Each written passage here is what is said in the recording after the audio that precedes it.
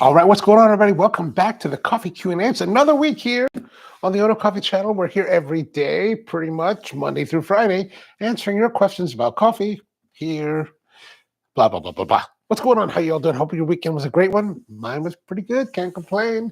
And today we're going to be talking about espresso. So if you have questions about espresso, let me know. Concerns about espresso, we'll try to figure them out. But espresso, if you're not too familiar, is basically just another way of making coffee. It's one other facet of brewing that's available to you um, in the whole repertoire of brewing.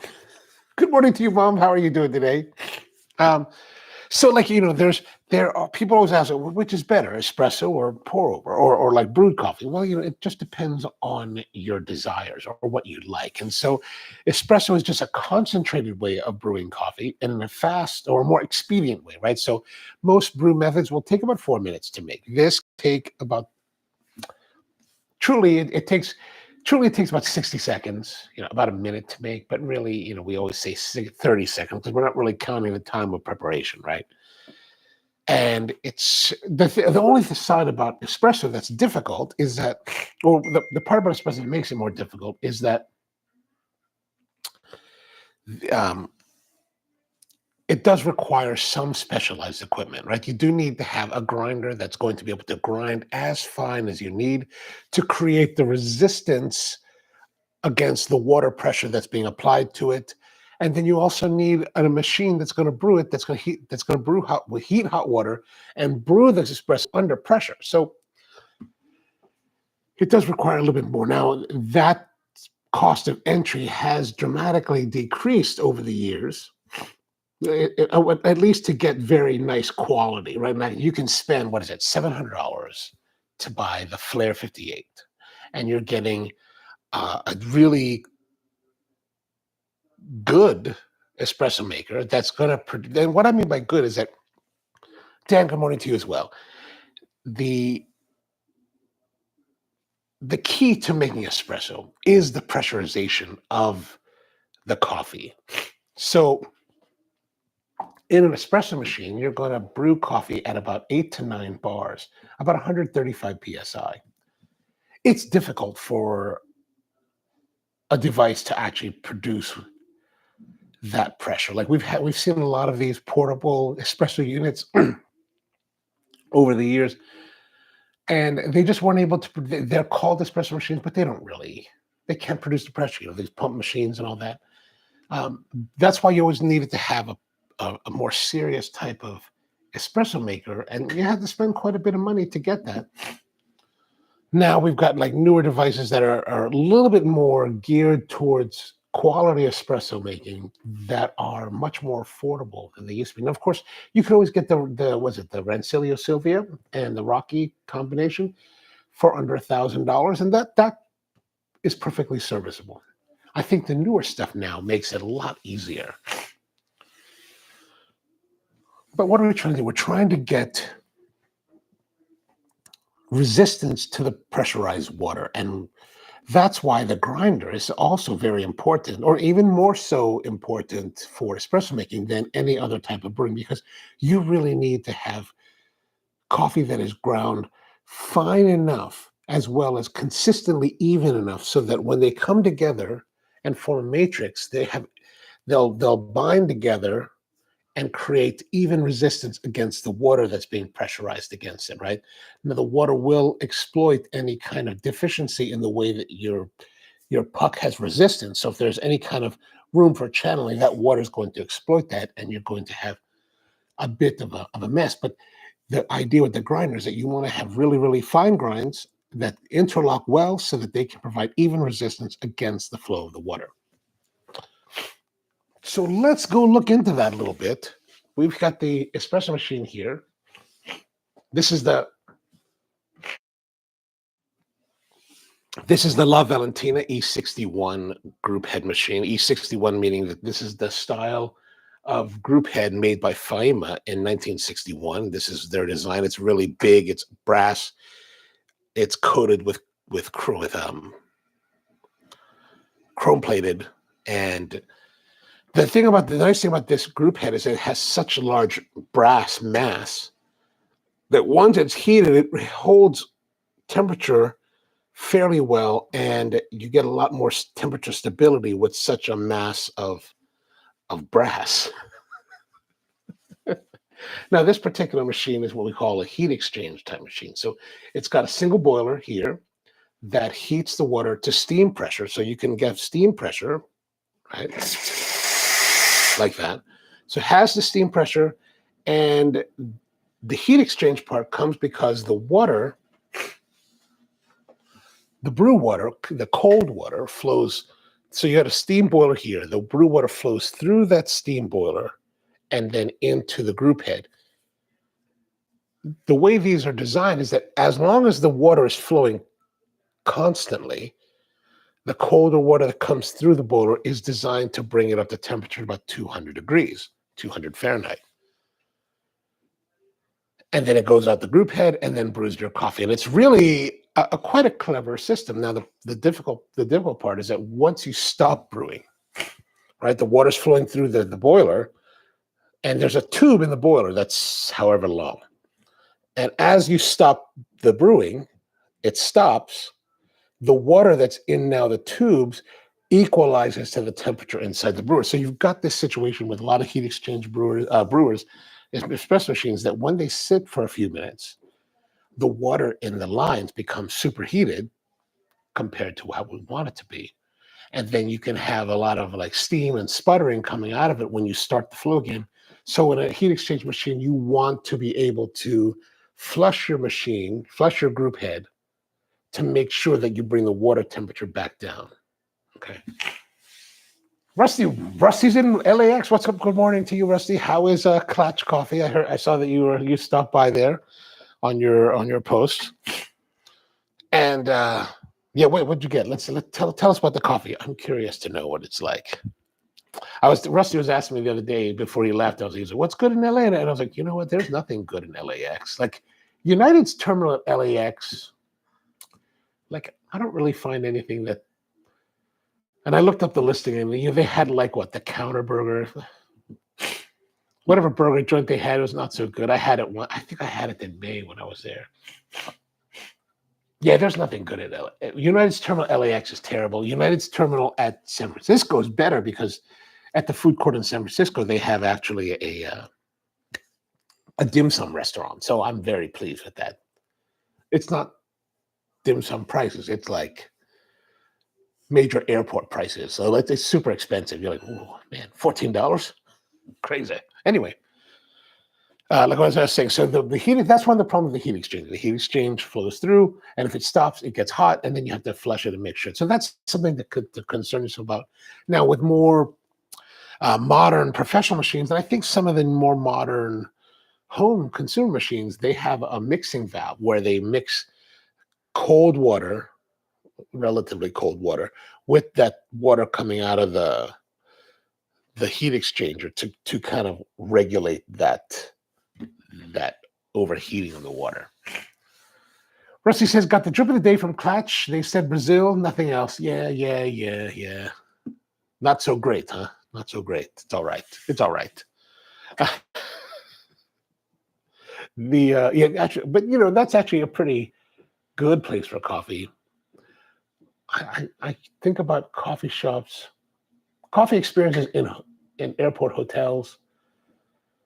There's not much. Like San Francisco, also by the E gates, when you're walking from the E gates over to, I guess, the D gates at San Francisco toward in the United area, they do have one of those like robotic arm espresso maker machines, right? This big, huge thing. It's like the robotic arms moving around making espresso.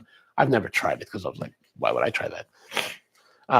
But it might be kind of interesting. Actually, maybe next time I go back there, I'll try that. But coffee in airports, lots of Segafredos that I've seen. Copenhagen Airport, in the SAS lounge, they have baristas making coffee to order. I think I had a cappuccino there once. That was pretty good. Yeah, I can't think of many airports that have good coffee. Anyway, so those are some of the issues to think about with heat exchangers.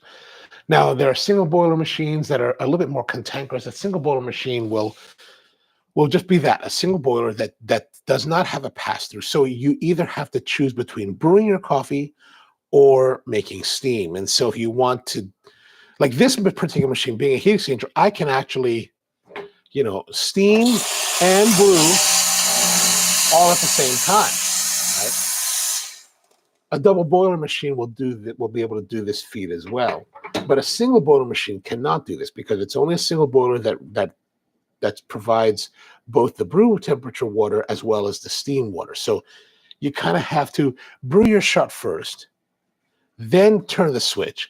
It'll heat up the boiler, and then you can steam your milk. So it's not perfectly ideal for, if you have milk drinks, but the one thing about, single boiler espresso machines is that they're much more affordable. They're very affordable, very low price, well, much lower price points, and they are more cantankerous and difficult to deal with because there's a lot of compromises the manufacturers are making to accommodate that lower price point, right? Like, for example, different sizes of portafilters and baskets that are a lot more cantankerous. Sometimes they even have like pressurization systems that are designed to enhance the pressurization of the machine, meaning that they're trying to, I think they realize that a lot of people that are buying those machines are probably not using like fresh coffee. So they have, and they're using pre-ground coffee that's not fresh. And so they're trying to find ways to help compensate for that, to give crema. So yeah. What else do we need to cover? So that's pretty much it. Those are the basic three styles of espresso machines: single boiler, single boiler, heat exchange, and double boiler. Now there's variations within each of those categories depending on the manufacturer and what innovations they're making this particular year. But essentially, it's all pretty much the same. Peter says, evening. Sawasdee Cup to you, Peter. How are you, man? Good to see you. Now we've got our espresso machine covered. Let's talk about making espresso, right? So let's go back over here. So we've got our espresso machine, we've got our grinder. And as you know, I'm using equipment that's fairly old. Like I bought this in 2002, and I got this used probably around 2003, 2004. So we're talking equipment that I've had for over 20 years and still rocking and rolling. That's the one thing that I think is, if you can spring for it when you have the opportunity, if you can buy nice equipment, it will last you a long time. Now, I do have a friend of mine he has very good resources for himself, right? But he calls me one year and he's like, I bought a GS3. Can you help me get a grinder? So, of course. What do you need? He's like, I'd like to get the Chiaro. I was like, okay, no problem. So we ordered up a Chiaro for him, brought it in, and sent it over to his place. And he said, are you sure it's good? I said, dude, I think Chiaro's a solid grinder. And this is a professional, like this is a shop level grinder, like with fine, very infinite adjustment, just a really solid grinder from Spain. I think it's Spain. Yeah. And I said to him, dude, really, like this like this Mazda Major, like this is that level. This is like, and even better because it's modern. And this is the kind of grinder, you'll never have to buy another grinder again. Never. Like you'll never really need another grinder. All right. So he spends this money on it, which is cool. And fast forward a year later, he's like, I think about buying this other grinder. I forgot what grinder he was thinking. I was like, why are you buying another grinder? You're crazy, dude. You're crazy. But it's, I get it. Actually, I didn't get it. I was like, dude, this is like a fantastic. This is better than any grinder you're seeing on any channel today. And he's like, I don't know, man, but I think I should try this one. I was like, I'll give it a try. But and actually, this is something I was talking with Hoon about. This is like maybe like last year or 2 years ago. Hoon and I were talking. I was like, dude, and I said something about my friend and buying all these. He's like, dude, we're guys. I was like, what do you mean? He's like, we're guys. We like to tinker. We like to play. We like to have toys. I was like, I get it. I was like, you're right. You're totally right. Like, if I think about a lot of the gadgets or a lot of the the pursuits that I have. It's like, oh yeah, we need more toys. Like, how many cigar cutters does one person really need? Or lighters, or anything that we pursue. So once Hoon put it in that respect, I was like, oh, I totally get it. Okay, I totally understand. So, but if you buy nice quality equipment and you don't get fanatical about it, you probably will never need to upgrade or get something different, because you can pull beautiful shots with this basic equipment. The difference is going to be how much time you actually have working with the equipment. And I think that's one of the things that manufacturers will prey on. They're always there are certain things that I'll see that look like they're innovations that will help productivity and help efficiency. But sometimes I look at some of the equipment, I'm like,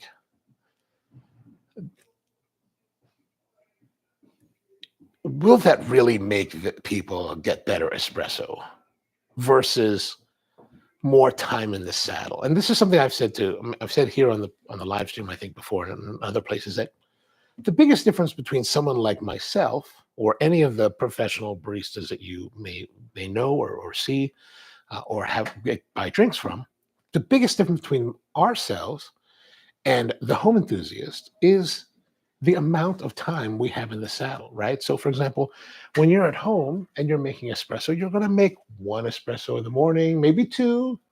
Maybe you'll make some for your spouse or for somebody in your house. So let's say perhaps throughout the course of your day, maybe the average person that's an enthusiast will make 5 espressos. They'll pull 5 shots. In that same day, a professional barista can be making hundreds of shots, right? And so it's that amount of repetition and engagement that gives the professional barista, quote unquote, greater talent over the home enthusiast. And this is something I talked with Hoon about. I said, for me, it's like in one day of cafe operations, if I'm working the bar, the amount of shots that I'll pull in one day will take the average enthusiast maybe a month to do, right? And so the exposure is just exponential. And so I think that a lot of manufacturers may be making equipment because they know that the consumer is pursuing this ideal coffee. But the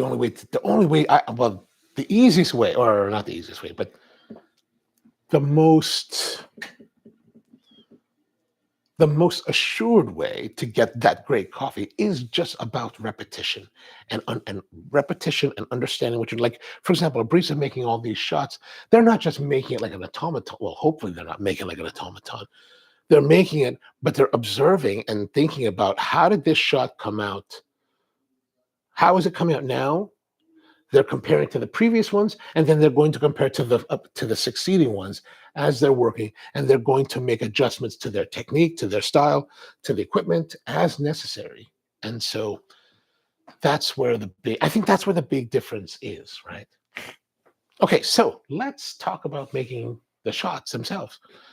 So we've got our espresso machine, and we've got our basket, spout, portafilter, the whole deal. Like, let's make sure that it is nice and clean and dry, right? That's important. We don't want to leave anything in here so moisture inside your basket can cause expansion of the coffee when it gets wet. When you put the dry grounds in, it causes expansion, which can affect the distribution and the resistance, so that you may get channeling from it. If there's leftover coffee from previous brews, that could add a negative flavor component to your shot. So you just want to make sure that you're make it nice and clean and dry, so that you have the greatest advantage for nice coffee that you can. Okay. And then, as always, we want to flush our group head. We're flushing the group head, like in this particular machine, we want to flush the group head so that we can clear out the hot water that's in the line, because it's been sitting for a while. We also so flushing to see the color of the water coming out, because we want to see the water run clean. Now, if you're pulling shots, after you pull a shot and you flush the group head, you'll see that that water is a little bit dirty. Just let that run until it's clean. We want to make sure that it's always clean. So after we pull the portafilter, we're going to flush the group head. A lot of smoke, steam here, right? So that's an indication that we've got a lot of like superheated water. We're going to wait for that flow to maybe like an ounce or 2 or 3, like there's a puff there. Let that kind of subside so we get through that superheated water. That's really good. Okay. Then we're going to look at our grinder. Okay, we can grind. Now this one, of course, is the Mazda Major Auto. Let me pull this a little bit closer so you can see it. Right. Real simple grinder. Inside here is the big motor. There's a big motor that's attached to one of the burrs. And the bottom burr spins, the top burr is attached to this collar, and that adjusts the spacing distance between the two burrs, right? So I have not made any changes to this grinder since last week. I'm going to grind through a little bit of coffee to get rid of it, because there's always going to be on these grinders, there's always going to be some coffee left in the collar area. So we just want to get through that, because it's been ground. It's been sitting for the last 4 days, because I haven't made a shot since we did this on Thursday. And now we're going to pull our shot.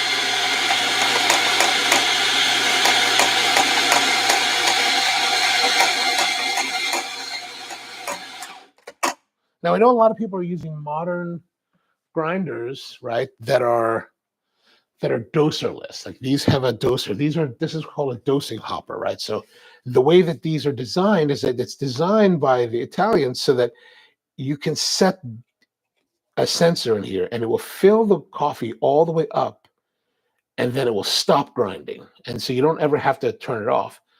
And then as you dispense, and then each of the pulls can dispense, you can adjust it. I think you can put 7 grams in each pull if you want. But that only works if it's full, right? Because it has to have that weight of the coffee filling the chamber. Now, of course, all the coffee that's sitting in here is quote unquote staling. And because we're taking a coffee bean, we're crushing it down to 2,000 to 3,000 particulates. That staling, that oxidation of the coffee is growing at an exponential rate. So you don't really want it. That's why we never really used these hoppers in the way that they were designed, because we would just dose into them. But what I do like about these over the years, over the doserless, is that I can grind the coffee that I need while doing other tasks, like cleaning the portafilter. I can turn it on, pull the portafilter, flush the group head, clean it out, make sure it's nice and dry, and then go. And that'll give me a few seconds while the grinder is grinding and piling up the coffee that I need. And then I can go to it, clack, clack, clack, and then I've got my coffee dispensed. So it does allow some level of greater efficiency, which I like. I like in a production environment. George with us. What's up, George? Muscle memory is in the barista's weapon. Yeah, and that's really, I really think that's really what the majority of the advantage between professionals and enthusiasts are, is just the fact that professionals have a lot more opportunity to work, to make more coffee. So it takes a little bit longer for the enthusiast, right? Unless you can find a situation where you're making a lot of coffee. All right, let's go back here. So we're going to look here at our, let's do it here. Oh no, let's do it. Okay, so we've got our dosage, right? And as you can see, let me go over this way. This is probably easier to see. Okay, there we go. As you can see, the way that it has fallen onto, you can see there's a bit of a mound, right? The mound is a little bit less right here, right? Fairly even actually today. It's not always like this. As you've seen in previous videos, it can be very different each time. Sometimes the coffee will clump a little bit more. Sometimes, like now, it's not really clumping. There's a little bit of a clump right there that's on the wings. But otherwise, I think it's actually, it's a fairly nice fall. And so we talk about distribution, right? So distribution is something that I use. I just use fingers, right? So fingers for me is the way to go. Now, when I first started, I did use a tool. Do I have anything like? I use this bar spoon, not a bar spoon, but a bar. Um, what is it called? I use a straight edge. And I was working with my mentor one day, and I was doing that. And he was like, "What are you doing? Put that away. Use this." And so it's always the finger, right? And the finger is something that you want to watch out for, right? So when I'm actually dosing, I actually have the finger bent slightly because I don't want to make a concave indentation into the coffee. I want it to be a little bit convex, right? A little bit curved, so that we have a nice little mound, so that as the tamper pressurizes into the it makes the coffee into a puck, it actually will push it out slightly, right? Just push it out slightly in all directions, so that hopefully compaction is better and better distribution across the coffee bed. Peter says, "I'm looking for an antique atomic espresso maker." Oh man, I have not seen one of those in a long time. Long time. I saw them online the other day. There was somebody selling. Usually there's someone on eBay selling them, I think. My mentor had one in his shop, and I was like, "That's kind of cool, that kind of bulbous looking thing." And Dr. X19, what's up, Dr. X19? Welcome to the live stream. Nice to see you. If you have any questions about coffee, let us know. We're talking about espresso. So now with this, I want to keep a curve, and I want to. That's true when I'm distributing, right? So I'm looking here. Every time I do this, it's a little bit different, because what I want to do is make sure that we're getting even distribution of the coffee. Right now, it's slightly lower there, so I would probably come across here slightly. And as you can see, I didn't come a lot, just a little bit, then come back, and then come back this way, and then back this way.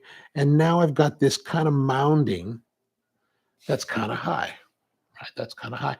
What I'm going to do is I'm actually going to hoot. Oh, I think that's too much coffee, so I'm going to go like that.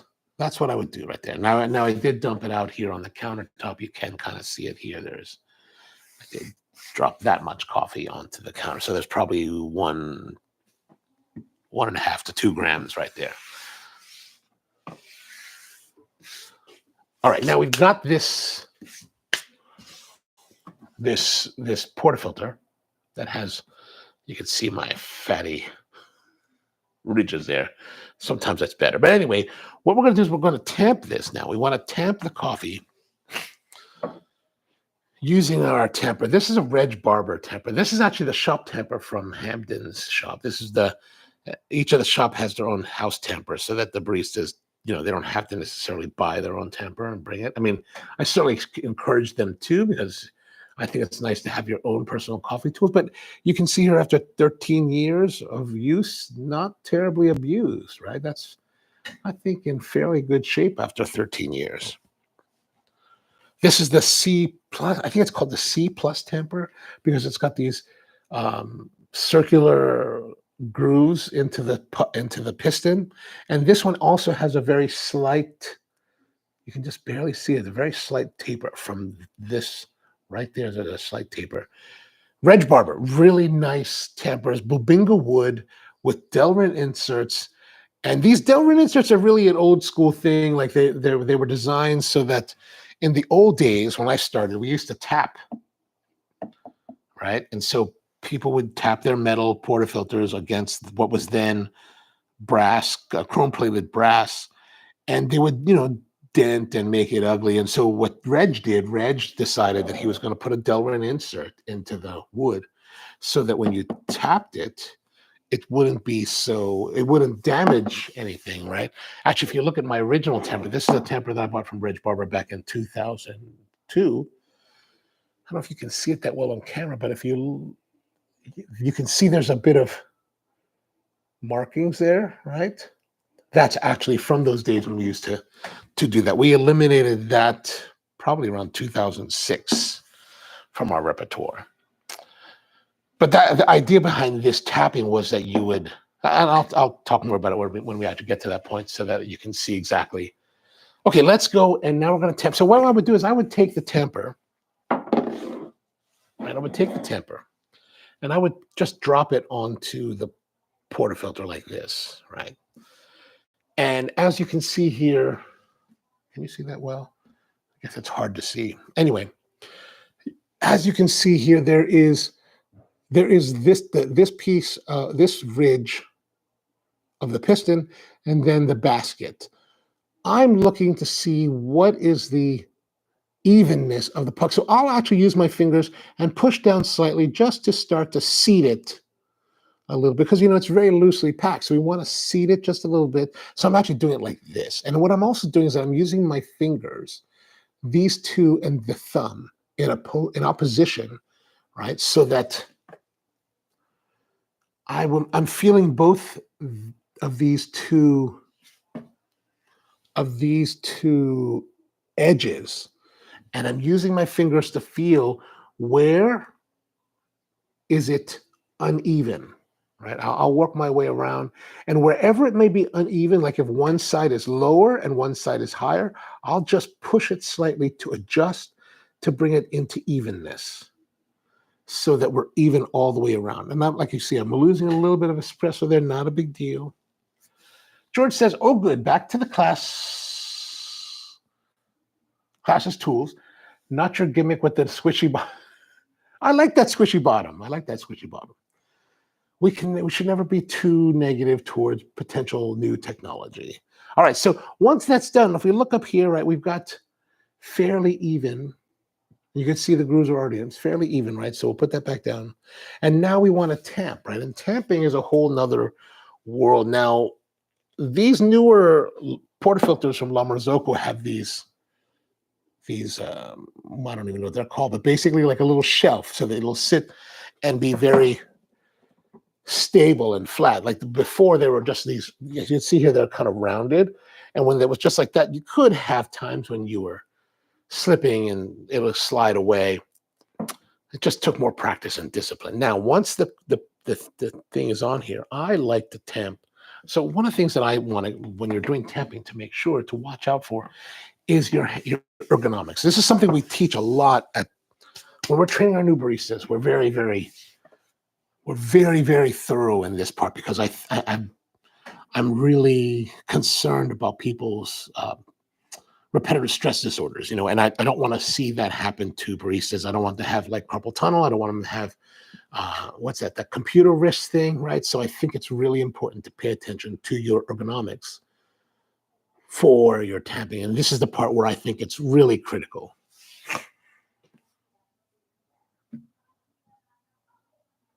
Indentation makes using the counters edgy. Absolutely. So here's what I like to do. So if we think about our tamper as being the shaft and then the piston, right? When I'm putting this into a hand, I want to imagine, I've been doing this for 20 years, and I've never really taken the time to memorize what bone this is here in the forearm, but there's a bone in here, right? And visualize making this shaft an extension of this bone, right? As though it's one piece. So the wrist should never bend. There should never be a time when the wrist is bending during your tamping. It should always be straight. Always be straight. And I like to hold the tamper, right? Thumb, kind of this vertical position, right? The thumb is vertical, and your middle finger is wrapped around the top like this. Really, you should be able to hold the tamper just like this with only two fingers. And then everything else just kind of wraps around, right? And now this, and then you want to position it like this so that it's all in line, right? The inline here. This is super important, right? This never bends. And, when we actually work with baristas, we'll actually, work with their ergonomics and try to shape, and, body manipulate them into the right position. Now, one of the problems is if you want to keep this verticality, this straightness, you do have to contort a bit, right? And you're talking about that's a bit, that takes a bit to get used to. And another thing, this is a 42-inch bar, which is way too high. Like this is for coffee work, unacceptably high. Great for typical for bars, bartending and all that. That's fine. Sitting at bar stools, that's fine. But for working on coffee and temping, terrible. Like this is just the absolute worst. So that's why I would temp over here. But for just the purposes of showing you ulna and radius. Thank you. Is it but is it the ulna or the radius? So there's two, right? One is ulna, one is radius. Which one is the top one? This one. Whatever this one is, this is the one you want to keep straight. Oh, RSI, respiratory strain injury. We want to avoid that, right? So now when we're actually training this, we would actually use a scale, a bathroom scale. And we would teach our baristas, we would teach them like ergonomics, right? So, God, that is actually super uncomfortable. But we would teach them how to do this. Imagine that it's lower, right? Imagine that it's actually down here so that it's more ergonomic, right? Typically, we're talking about 30-inch counters rather than 42-inch. So that's a full foot difference. But you imagine here, and we would have them work with a bathroom scale and temp, and we would have them temp and look at it and pressurize to 20 to 20 pounds, and just repeat that. So the drill would be, there's a scale here. Let go, pick it up, grab it, temp. It would always be pick up and grab because we want the baristas to get into the routine and the practice and the muscle memory of grabbing the temper correctly, right? And setting it up. And so they would do that again and again and again to get that muscle memory of not just grabbing and properly holding it and getting the proper ergonomics, but also to give the right pressure. Now, why 20 PS? Why 20 pounds? It wasn't arbitrary. It was a standard that existed when I started, and it's something we've kind of carried through. I've come to believe that the pressure is not the pressure itself is not so important. It could be 10 pounds or 5 pounds. The key is that it's consistent. And we would, like at Spro, we have that standard of 20 pounds, and we would have everybody trained to that, right? So that by the time they were ready, they would have this muscle memory. And like, here's the thing, part of that methodology is really about a professional environment rather than what you might want to use at home. You don't have to use that at home. You can choose any standard you want. But the thing is that now we've got multiple baristas working on a machine on a day, throughout a week, throughout a month. And, if you're using different pressurizations, right? If you're using different pressures while you're tamping, that could lead to differences in the espresso. So, if one person's doing 5, one person's doing 20, then maybe the person doing 5 needs to be a little bit finer on the grind. And we don't have the time and the bandwidth for our baristas to be changing grinds between each use, right? So that's part of there are things that we're going to do in a professional environment that are going to be different only because there are certain needs that have to be met, right? I hope that makes sense.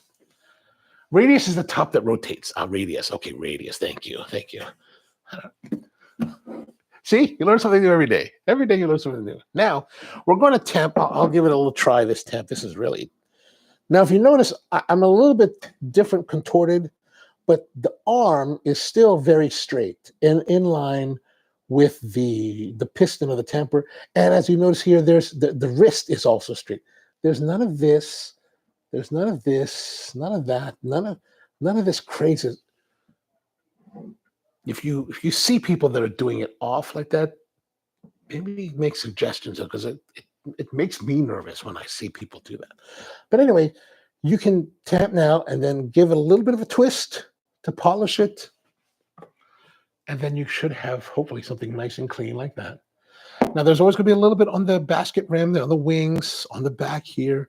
You can just kind of flick it off to any excess, and there's your puck. Hopefully that looks nice, right? And then now we can go to brew. So let's go over here to the brewing side of things. And then back again, now we want to make sure we pull our shots, make sure it runs clean. We've talked a lot, so now it needs to be flushed a little bit more. All right, so one of the things that I always like to do is we insert and brew right away. The only thing that happens, once you put the portafilter in, the only thing that happens is you hit the brew button.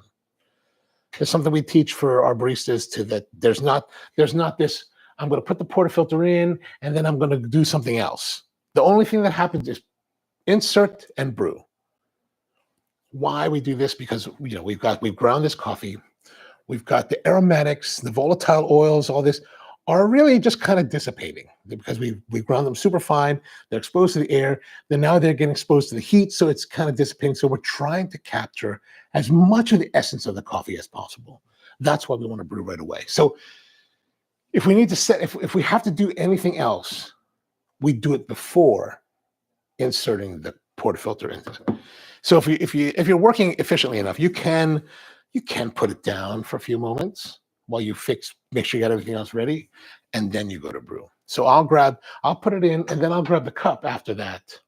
And then I like to hold the cup under the spouts just to make sure that I don't lose coffee down the sides, because here's the thing. So in our environment, we want to pull the shots directly into the vessel that we're serving in as much as we can.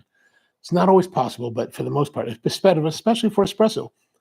If I take the shot, if I pull a shot into this thing and I pour it out into another cup, there's going to be crema and some of the liquid that's going to be left behind. There's some of the essence, some of that beauty of the coffee is left behind.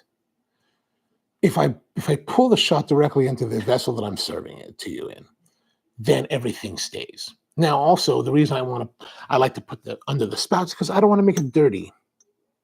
I want to avoid making this exterior. I don't want to get coffee on the exterior of it. I'd prefer not to get it on the rim.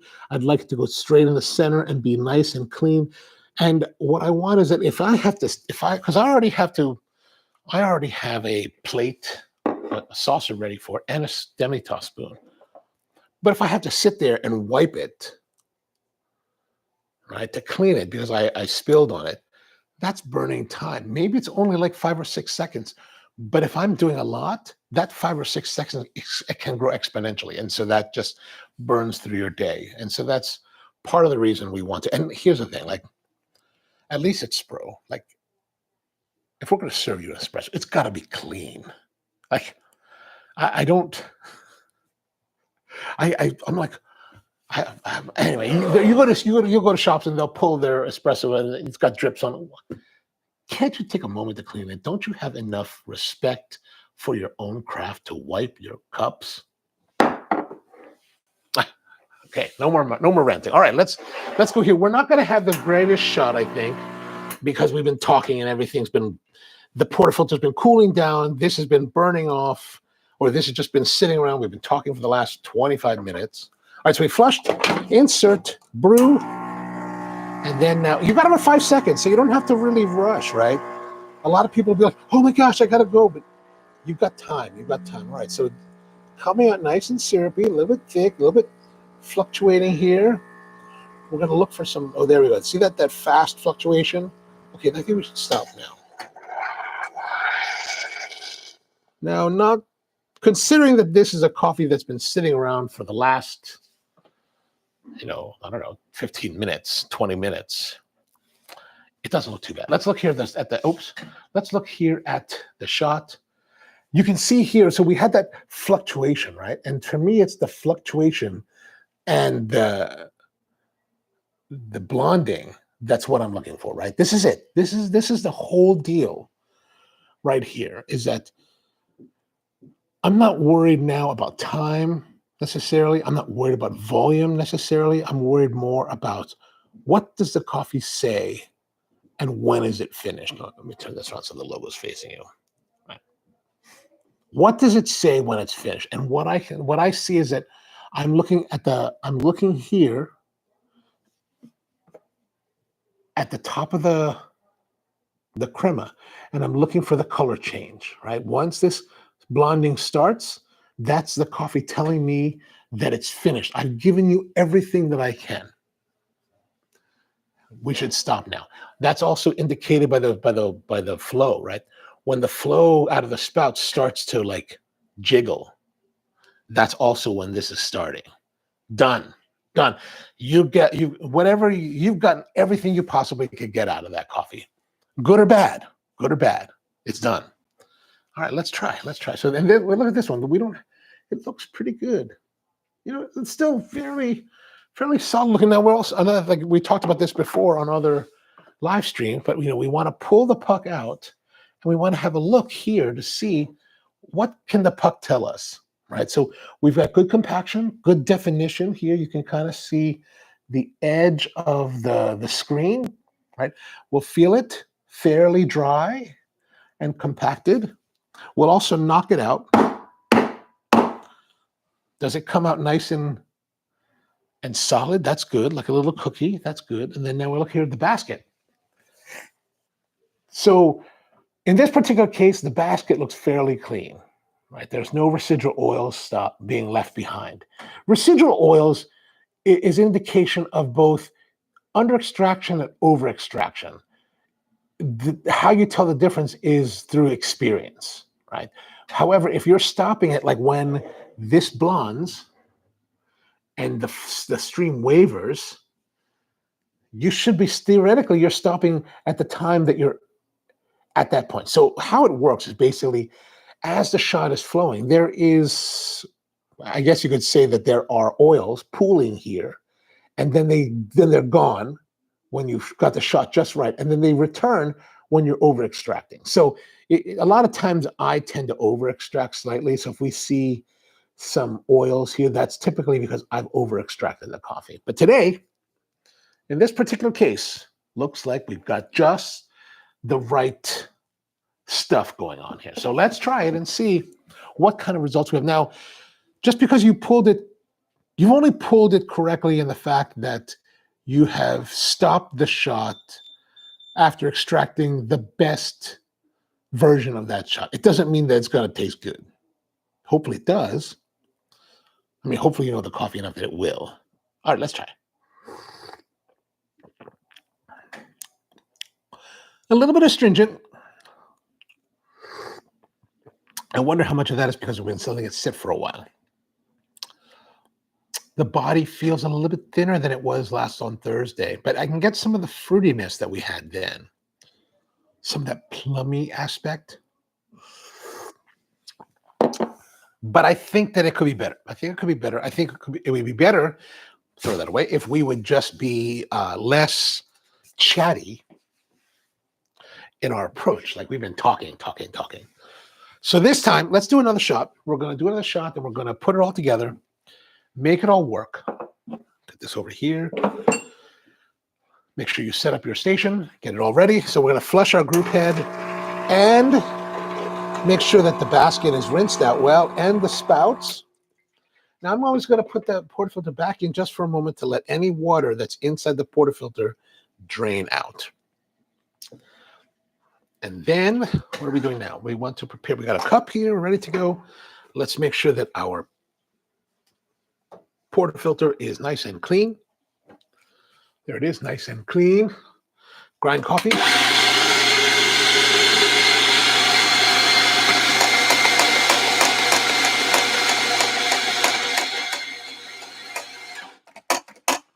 All right, so I've dosed enough. I'm going to go at it. Now there's a little bit left, so I'm just going to put a little bit of mounding there. And then let's do a little bit of the tamping. That feels slightly less than the last shot, actually. All right, flush, insert, brew.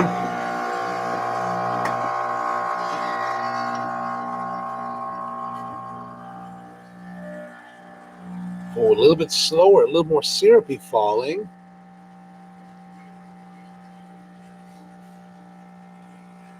Oh, there's a little bit of wavering. Let's stop that. Initially, I don't feel like it looks as nice. Let's have a look here. Yeah, see that? The color is definitely lighter. So this is a good, so remember I said that when I was feeling it, when I was tamping it, it didn't feel like I had as much coffee. I think I had less coffee in this shot than this shot.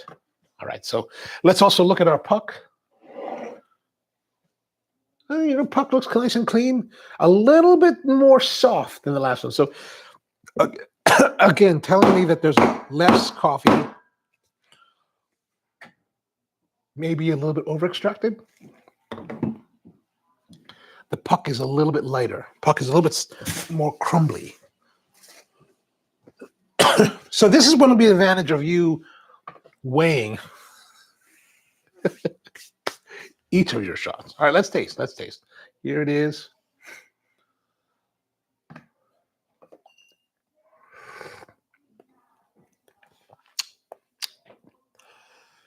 So we had a brighter, we had a stringent brightness. Here, there is a brightness to this espresso now, but it's very smooth comparatively. It's lighter because because we're using less coffee, it's a lighter shot, meaning it's not as heavy. Body is still the body's very strong in this one. But it doesn't have that plum. Like this one has the plum. This doesn't have that plum feature as much.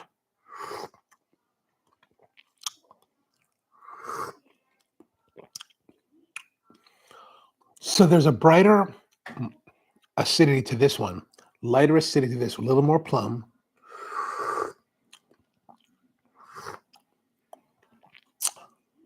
This one is actually more in my wheelhouse because I always like that more heavier bodied, fruitier, darker coffees than, darker, moody. The mood of the coffee is darker. Still, both are very nice, very good, but they are different and they're the same coffee. But that's just, I would say that there's maybe like a gram, maybe 2 grams difference in weight. All right. Well, there's our 2 shots. Not bad. Not bad. Are they the God shots that people talk about? I don't know. I don't think. This has got beautiful crema still. Like, look at the crema in this one. This is like nice and thick. This is a bit thinner. The God shot. I don't know if I've had the God. I think I've had the God shot. But if I had the God shot, I've already forgotten about it. Well, I guess the God shot would be the one that I had in Thailand. I mean, that was truly the best shot of my career that I've ever had at 1-1 Coffee Roasters. But of course, that one was a one-off coffee that I think it's a one-off. It's not something that he normally has on his repertoire at the roastery. So, and maybe it's more of an anomaly than anything else. All right. Well, that's a bit about espresso. If you have questions about espresso or other coffee, let me know, and then we'll get into it. Hopefully, that'll help your espresso making pursuits. Hopefully, give you some insight. All right. Back again tomorrow. We're back here this coming week. We've got more stuff because we're heading on Saturday. We're heading to Vent Coffee Roasters here in Baltimore, Maryland, to enter into the very friendly cold brew competition where roasters from across Baltimore and the region, I think the region, at least Baltimore, are coming together with their cold brews and are going to be serving cold brew to the attendees of this coffee fest. So Vent hosts this thing called Coffee Fest. That is like a whole day of coffee events for consumers. So if you have time, come to Baltimore, or if you're in the area, come down. I'll be there from like 12 to 2 p.m. on Saturday with the cold brew competition, and that should be a lot of fun. It was a lot of fun. The first event was last year. We had a great time at it, and this year, hopefully, should be just as good. And yeah, so we'll be talking about some more of the stuff we're going to be doing for that. And yeah, there it is.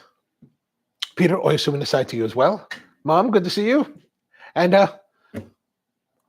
we'll be back again tomorrow. Hope you have a great day.